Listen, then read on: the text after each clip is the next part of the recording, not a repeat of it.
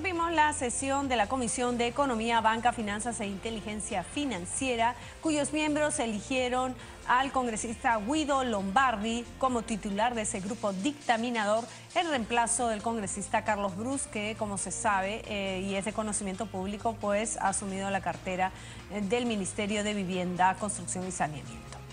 Bien, enseguida, como lo ven en sus pantallas, nos enlazamos con el hemiciclo de sesiones del Parlamento Nacional. Ahí se encuentran reunidos los integrantes de la Comisión de Presupuesto y Cuenta General de la República, que preside la congresista Karina Beteta. Está como uno de los invitados el Contralor General de la República, Nelson Schack. Él va a sustentar el presupuesto del sector a su cargo para el año fiscal 2018. Veamos. Oficinas funcionalmente dependientes de la Contraloría, pero que no dependen administrativamente y que en muchos casos son contratados, pagados, designados por el propio titular de la entidad, que va a ser luego auditado por ellos mismos, lo cual carece de toda verosimilitud de que van a poder tener independencia al momento de hacer sus trabajos. Y ahí hay más de 4.200 personas a nivel nacional. Y están, por último, las sociedades de auditoría, que están inscritas en la Contraloría General de la República. Ahí tenemos a las 4 o 5 grandes firmas auditoras con representación internacional, pero también tenemos más de un centenar de pequeñas y medianas firmas de auditoría que prácticamente gran parte de sus ingresos, de su giro de negocio, es hacer las auditorías financieras que encarga la Contraloría General de la República. Entonces, lo que estamos diciendo es que necesitamos reestructurar por completo el presupuesto y la organización para poder dar cuenta de un trabajo eficiente de una institución que, en lugar de tener solamente 3.200 personas como orden de magnitud, va seguramente en los próximos 2 años a duplicar esa cantidad de personas.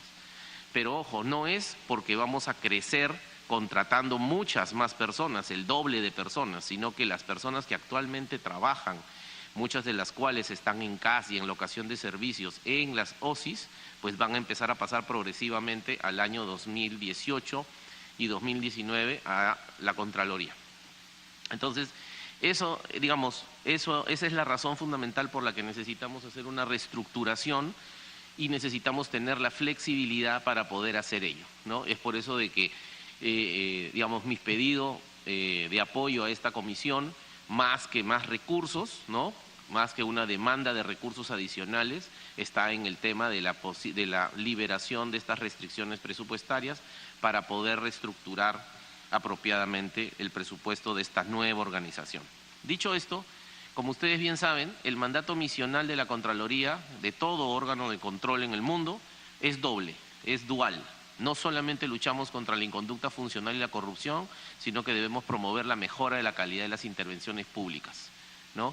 Y en esa perspectiva, ¿no?, la siguiente, por favor, esa es la ejecución presupuestal. Como bien ha dicho la señora presidenta, prácticamente el próximo año, ¿no?, tenemos en esencia la misma cantidad de recursos que este año, y este año tenemos un poquito más que el año pasado. De hecho, por ejemplo, el año pasado, el año 2016, la ejecución alcanzó prácticamente un 96.7% de ejecución presupuestaria, y el presupuesto total, el presupuesto institucional modificado, ascendió a prácticamente 511 millones de soles. Para el año 2017, la siguiente, para el año 2017 lo que tenemos es un presupuesto de 552 millones de soles en el presupuesto institucional modificado al 31 de agosto, de acuerdo a la normativa y a los formatos que esta comisión envió, y previemos una ejecución al cierre de este año de alrededor de 98% de esos 552 millones de soles. Nótese que de esos 552 millones de soles, 365 son personal y obligaciones sociales, 45 son pensiones y más de 100 millones de soles bienes y servicios, teniendo solamente para inversiones o para activos no financieros 33 millones de soles, que corresponden esencialmente a la ejecución del proyecto del Banco Interamericano de Desarrollo para la modernización del sistema de control, que está actualmente vigente desde hace 3 años atrás y que su plazo de ejecución concluye el próximo año a mediados. La siguiente, ¿no? De hecho, como ustedes pueden apreciar, esos ese 2% de recursos que aparentemente no podríamos lograr su ejecución, está relacionado en primer lugar a 3.200.000 porque hubieron una serie de plazas de CAP desiertas, producto de que esas plazas habían sido programadas en un concurso público que no han sido cubiertas, y ese importe no puede ser, de acuerdo a las restricciones presupuestarias existentes, que está destinado para el pago de cargas sociales, no puede ser utilizado en otro propósito. Entonces queremos, por ejemplo, liberarnos de esa restricción. Igual en el caso de los bienes y servicios. En el caso de los bienes y servicios, como ustedes pueden apreciar, la proyección al cierre arroja que nos estarían sobrando, entre comillas, 474.750.000 soles, y es producto de una serie de cosas que ya no se van a llevar adelante, puesto, por ejemplo, el tema de la ampliación del servicio de Internet, telefonía móvil, el acondicionamiento de oficinas, cosas que he considerado que no son tan importantes y, por tanto, dado que no se ejecutaron durante el primer semestre del próximo año en sus procesos de contratación, ya hemos dispuesto su repriorización. Y finalmente hay una serie de adquisiciones de activos no financieros, que en realidad son como los proyectos, como les decía, el proyecto del BIT 2, para la mejora del Sistema Nacional de Control, porque ahí teníamos previsto elaborar y construir una serie de infraestructura en las contralorías regionales. Y ha habido un retraso en el primer semestre que tuvo por la elaboración de los expedientes técnicos, y por tanto esos recursos que corresponden a la fuente de financiamiento operaciones oficiales de crédito externo probablemente no se puedan ejecutar antes de fin de año. La siguiente, ¿no? En el año 2017, ¿no?, y es importante que lo tengamos en cuenta, los servicios de control en la Contraloría, que es lo que produce la Contraloría, ¿no?, estaban asociados a servicios de control posterior, simultáneo y previo, ¿no? Y teníamos como productos 1.326 informes, ¿no? Ahorita tenemos 1.100, sin embargo quiero notar de que ahí hemos hecho una modificación y una repriorización de nuestros esfuerzos, puesto que estamos concentrados ahora en el tema del control de la reconstrucción con cambios. Y por tanto, muchas de las auditorías programadas al cierre del año en control posterior se van a tener que dejar de hacer y reprogramar para el próximo año en el marco de un esfuerzo mayor por el control simultáneo, concurrente hoy en día. Esa también es una de las razones por las que cuando yo entré a la Contraloría recibí un pasivo producto de las atenciones de los pedidos de acciones de control y de información de los señores congresistas. En la legislatura pasada se requirieron más de 1.600 pedidos de atención de información o de acciones de control por parte de los señores congresistas a la Contraloría General de la República. Cuando yo me hice cargo, y al inicio ya prácticamente de esta nueva legislatura, solamente habían sido respondidas alrededor de 1.000. Es decir, teníamos casi 600 pedidos que estaban no siendo atendidos.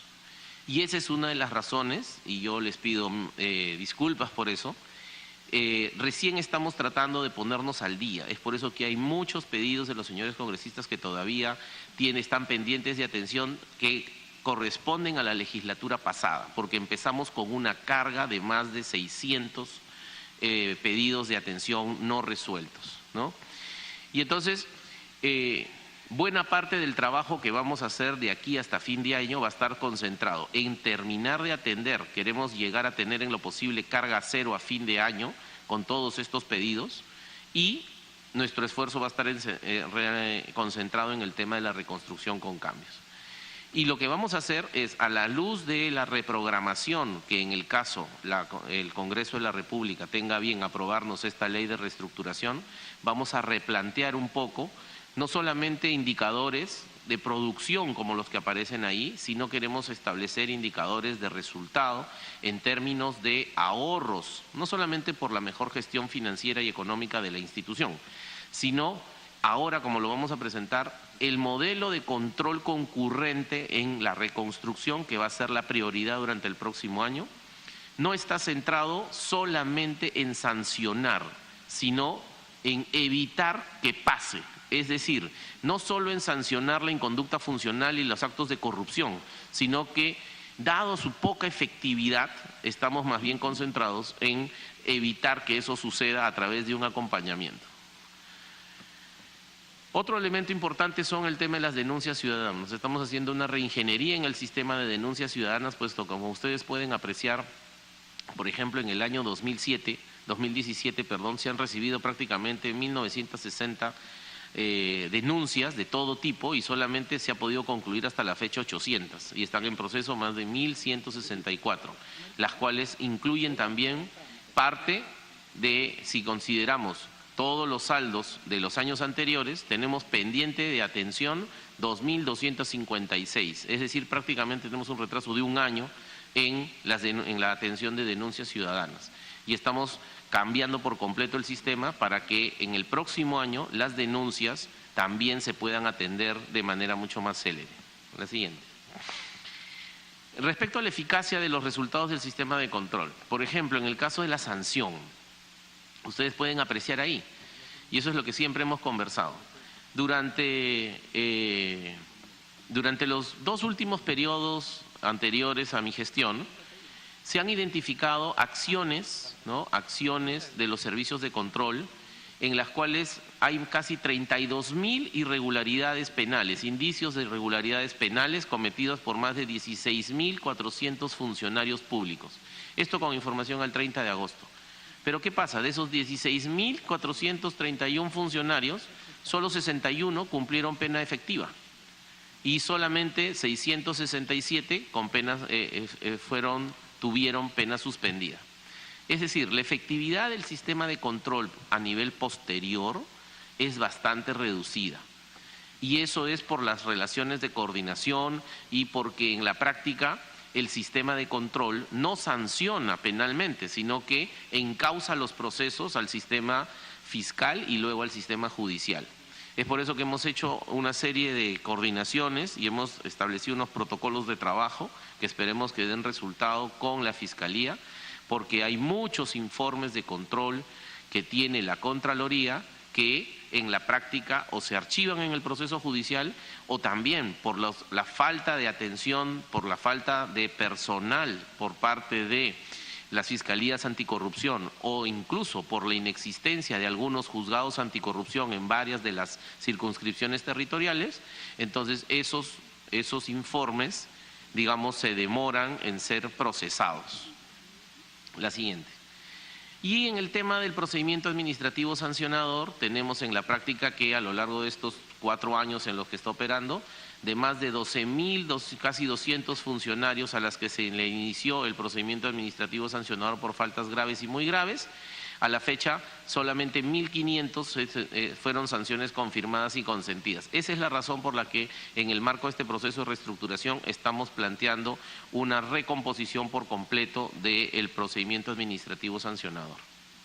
Le pido unos minutos, por favor, señor Contralor, para dar la bienvenida a los congresistas que nos acompañan, el congresista Wilber Rosas, la congresista Marisol Espinosa, el congresista Guillermo Bocángel, el congresista Guillermo Martonell. Puede continuar, señor Contralor. Gracias, presidenta.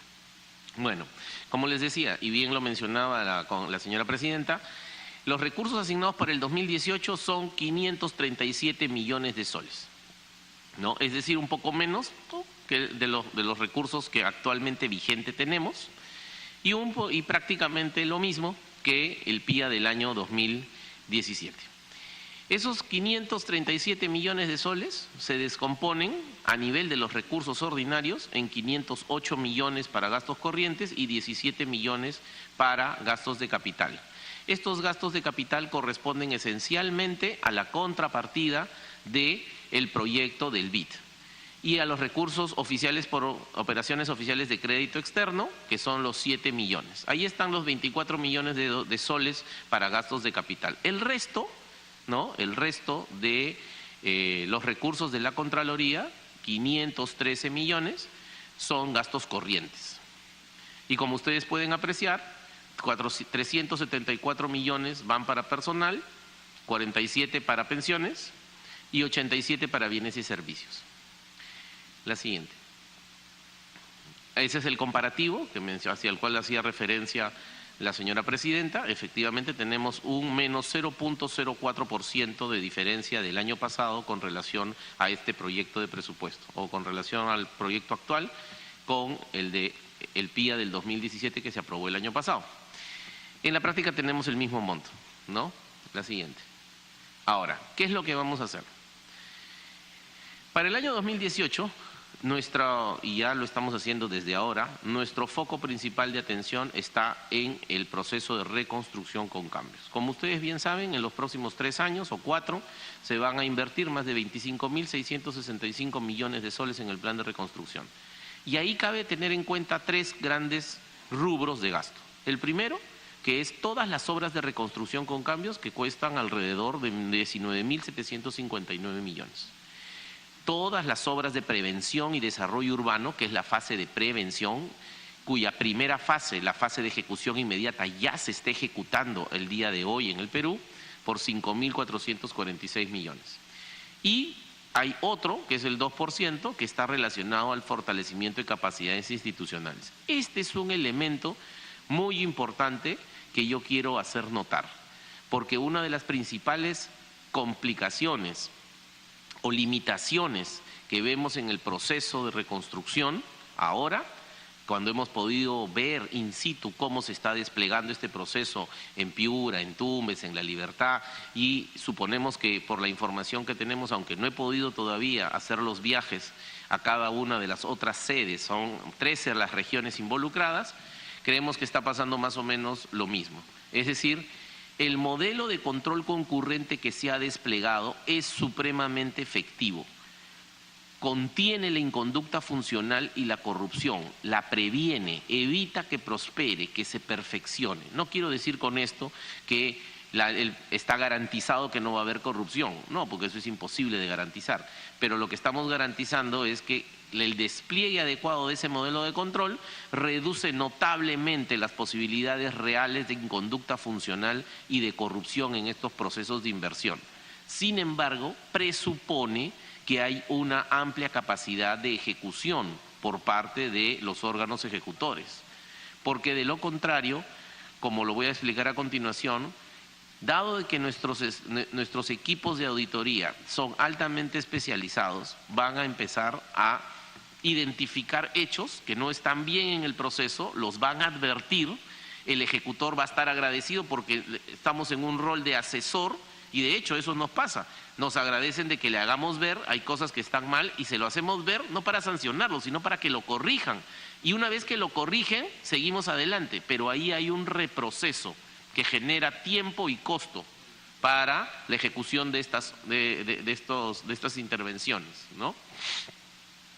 Como ustedes pueden apreciar en ese cuadro, que es bastante ilustrativo, de las 9.976 intervenciones que contempla el plan de reconstrucción con cambios, el 75% se van a ejecutar en 5 unidades ejecutoras en los ministerios y un 20% en 9 gobiernos regionales y el 5% restante en 34 municipalidades y en 258 provinciales, y 258 municipalidades distritales.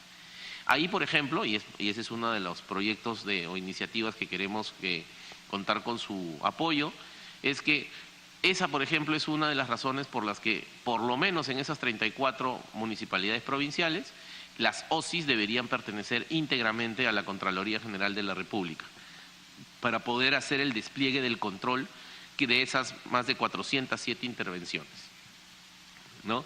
Esa es la distribución del universo de intervenciones de la fase de reconstrucción con cambios por región y esa es por sector. Ahora, ¿cómo estamos pensando, la siguiente, hacer el control de esos 19.800 millones para el próximo año? Con 4 ejes fundamentales estratégicos que hemos diseñado. En primer lugar, vamos a hacer un acompañamiento por hitos de control y eso voy a continuación explicárselos. Pero este modelo, que es, como reitero, muy efectivo, es un modelo caro y complejo. No podemos hacer el despliegue por hitos de control para hacer una vereda, porque la lavada va a salir más cara que la camisa. este modelo de control, como les digo, que combine el control simultáneo y el control posterior, es un acompañamiento. Es quizá lo que todos quisiéramos, como debería funcionar en el futuro el sistema de control, acompañando al gestor y alertándolo tempranamente de las cosas que está haciendo mal para que lo corrija, porque claramente, como ustedes en más de una oportunidad lo han señalado, prevenir siempre es mejor que curar. Y entonces, esto no significa que no vamos a hacer control posterior, esto no significa que no vamos a sancionar la inconducta funcional o los actos de corrupción, encauzándolos en la vía administrativa funcional o en la vía civil o penal según corresponda, sino que nuestro foco de atención es ya no ser el policía que está detrás del gestor para ver en qué ha hecho mal para sancionarlo, sino ayudarlo. Este es un chip distinto de los auditores, que implica un cambio cultural que ciertamente no va a ser fácil, pero que yo creo que la institución, con todas las medidas que estamos adoptando en materia de capacitación y de gestión del cambio, va a estar a la altura de estas circunstancias. Pero además vamos a implementar veedurías ciudadanas y vamos a desarrollar un control operativo de naturaleza semestral que permita tener una foto estadísticamente representativa a nivel nacional para informar a este Congreso de la República cómo está la situación del proceso de reconstrucción con total certeza, estadísticamente hablando, a nivel nacional, por regiones, por sectores, y de tal manera de que 2 veces al año podamos presentar un informe respecto de una foto de cómo va el proceso de reconstrucción con cambios. Y finalmente, todas las medidas que estamos adoptando en materia de transparencia. He cambiado ya la política de opacidad que tenía la Contraloría de la República respecto a la publicación de los informes, empezando por los casos de la reconstrucción. Todos los informes de control concurrente en la reconstrucción, dentro de las 24 horas luego de ser emitidos, se cuelgan íntegramente en la página web de la Contraloría para el conocimiento de toda la ciudadanía y de todas las instituciones que tienen que ver con esta lucha contra la corrupción que estamos desplegando, ¿no? Paso rápidamente a explicar. La siguiente. ¿Cómo funciona el modelo de control concurrente?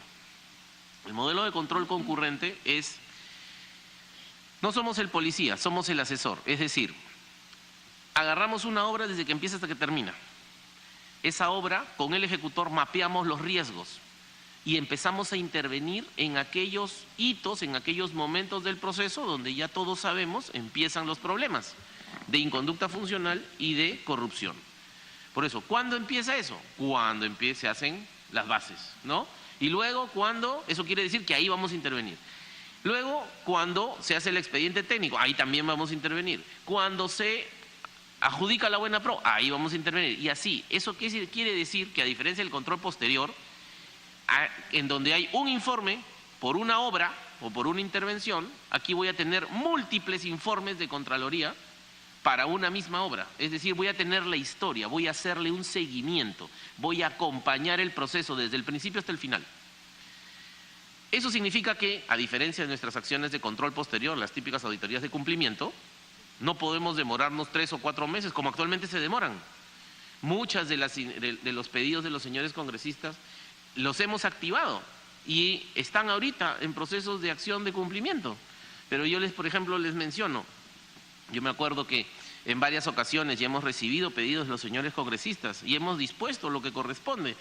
A raíz, por ejemplo, de las denuncias sobre la posible o presunta sobrevaloración o mala ejecución de estos módulos temporales de vivienda, ¿no? Pues se iniciaron las acciones de control. Pero como el proceso es muy complejo, porque y se han identificado responsabilidades, esas se comunican a los presuntos funcionarios responsables, los funcionarios piden tiempo para poder hacer sus descargos, etcétera, etcétera, etcétera. O sea, yo me acuerdo de que eso lo hice apenas me hice cargo de la Contraloría hacia fines del mes de julio, ¿no? Ya ha pasado agosto, ya ha pasado septiembre y recién ahora, a fines de octubre, va a salir el informe. Porque recién hasta la semana pasada, los involucrados en las desviaciones que hemos encontrado solicitaron más plazo y han tenido la oportunidad de hacer los descargos respectivos, cumpliendo el debido proceso que implica una acción de auditoría de cumplimiento.